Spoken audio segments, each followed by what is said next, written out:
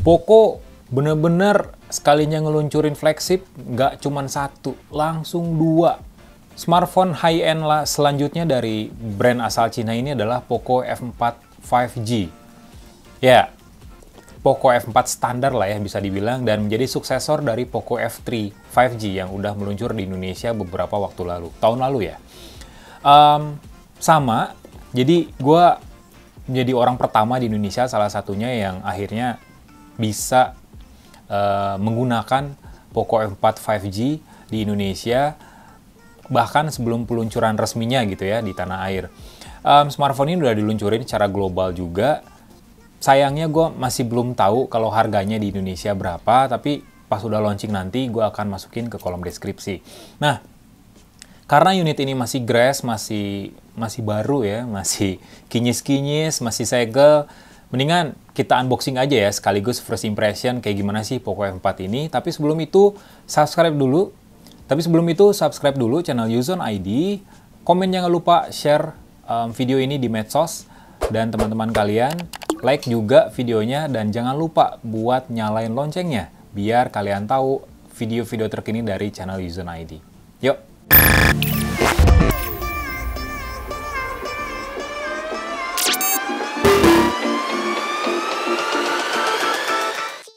Beda ya sama Poco F4 GT yang boxnya tuh warna kuning, terus keren ala-ala smartphone gaming.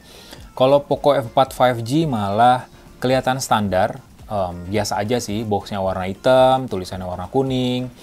Terus ada logo 5G di sini yang mungkin jadi salah satu fitur utamanya, karena kan jaringan 5G di Indonesia udah ya lumayan meluas lah ya.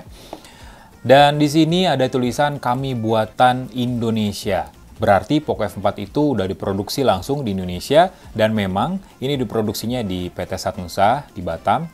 Nggak impor, nggak seperti Poco F4 GT. Di bagian sini ada 4 fitur utama dari Poco F4 5G. Snapdragon 870. Prosesornya sama ya, kayak Poco F3 5G juga. Terus layarnya 6,67 inci dengan refresh rate 120 Hz, kameranya 64 megapiksel dengan OIS, wow menarik ya. Terus juga fast charging 67 watt dengan baterai 4500 mAh. Kalau boxnya tebal ya udah pasti sih dapat adapter charger ya kan, masa enggak. Untuk membuktikannya kita buka aja lah smartphone ini.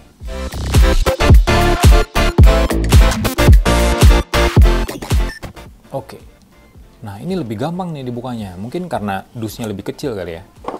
Oke, box kecil warna kuning langsung disambut nih buat para penggunanya nanti.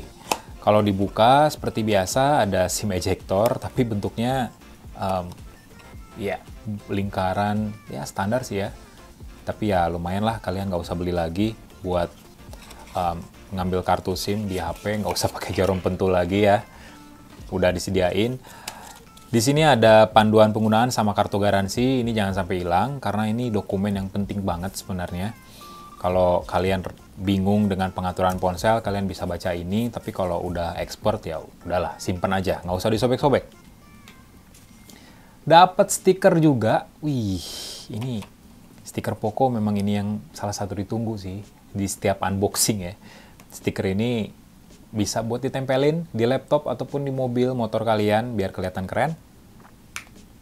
Kartu ucapan dari Head of Marketing Poco Indonesia, Bung Andi.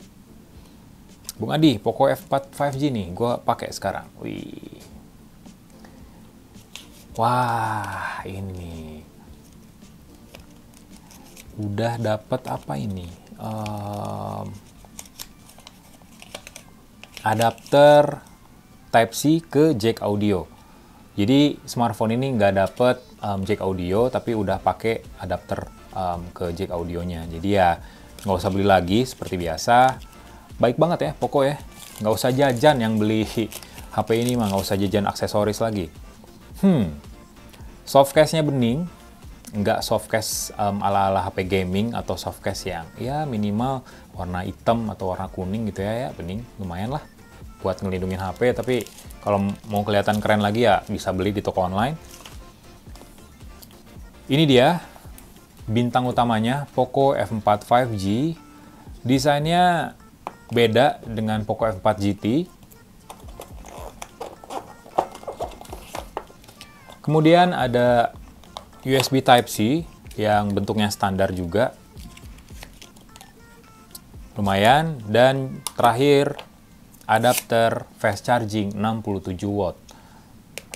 Wih, ini adapter fast charging ini kalau nggak salah dari Xiaomi itu bisa dipakai di smartphone manapun, dan biasanya kalau lagi hoki fast charging di smartphone beda merek juga nyala kalau ngecas pakai adapter dari Xiaomi. Keren sih. Nah, ini dia Poco F4 5G. Kita buka dulu. Aduh. Wah, desainnya malah lebih ke premium ya ini ya. Desainnya malah lebih cantik, lebih premium juga. Bodi belakangnya, wah keren juga sih. Oke, sambil kita nyalain aja ya kali ya. Jujur, feel penggunaan pertama kali pas gua megang smartphone ini mirip-mirip kayak Xiaomi 11T ya. Bentukannya, gedenya lumayan mirip, feel-nya ya. Tapi bingkai kiri kanannya cenderung flat, kayak smartphone kekinian zaman sekarang lah ya, kayak iPhone centric gitu. Terus lengkungan di setiap sudutnya juga cukup halus lengkungannya, jadi grip saat megang smartphone ini lebih enak. Jujur, gue lebih suka sih lihat tampilan bagian belakang dari smartphone ini. Beda banget dengan Poco F3 5G. Ini konsepnya kayak smartphone kamera gitu. Bingkai kameranya gede dengan ada lingkaran yang menjadi tempat buat 3 kameranya.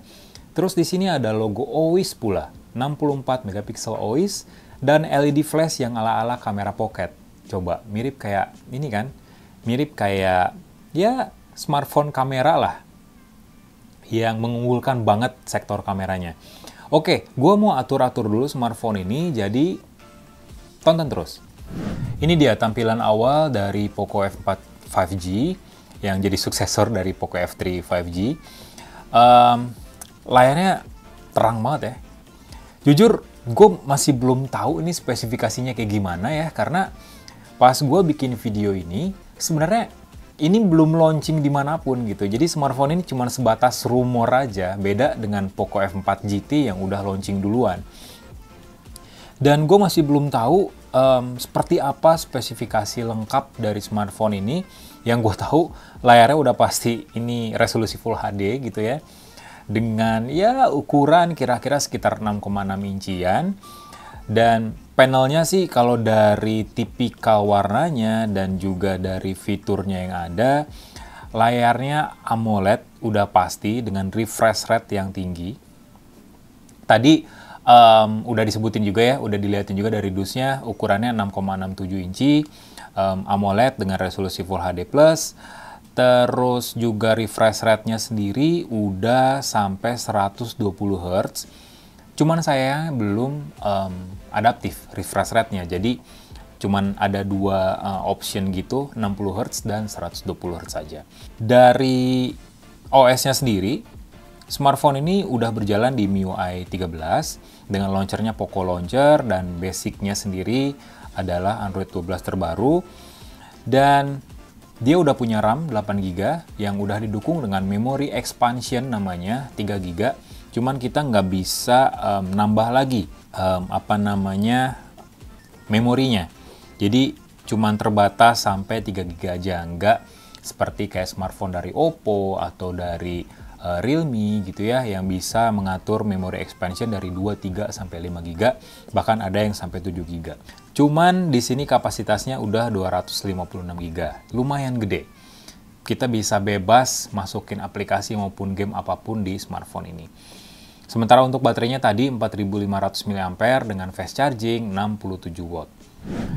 Kalau kamera belakangnya pakai 64 megapiksel OIS, sementara 2 kamera lainnya gue masih belum tahu seperti apa spesifikasinya, tapi ya sepertinya sih ultra wide 8 megapiksel. Terus ada portrait alias ya kayak apa ya, kayak lensa depth maupun mungkin lensa makro 2 megapiksel. Ya, ada lensa makro di sini 2 megapiksel. Sementara untuk kamera depannya dia udah pakai kamera 20 megapiksel yang berguna juga buat face unlock. Jadi secara spesifikasi kamera sih sebenarnya mirip-mirip dengan Poco F4 GT. Bedanya kamera utama dari smartphone ini udah didukung dengan OIS atau OIS, Optical Image Stabilization.